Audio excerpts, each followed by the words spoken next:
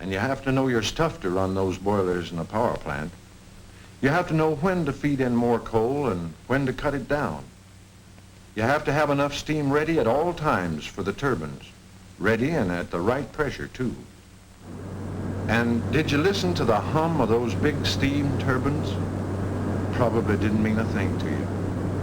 But to the men on duty, it means plenty. After years of experience, they can tell by the hum alone that all's well. Number 1 and 2 are turning at full generator speed. Number 3 is gradually picking up speed, ready to come in on the line with extra power. And how do they know that extra power is needed? Well, remember the central control room in the company's main office? It's quite a setup. On that one big board, you can see the entire high voltage system covering over 7,500 square miles of southeastern Michigan.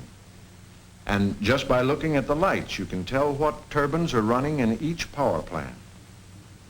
You can see the stations, the substations, as well as all the main transmission lines. But here again, it's the men on the job that count. It's the experience and skill of the dispatcher and the men who work with him that makes all this mean something.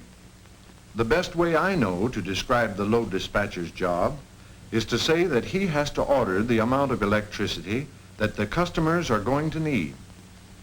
Whenever a customer closes a switch to start production in a factory, turns on a range to start breakfast in a home, that customer is demanding the immediate delivery of electricity.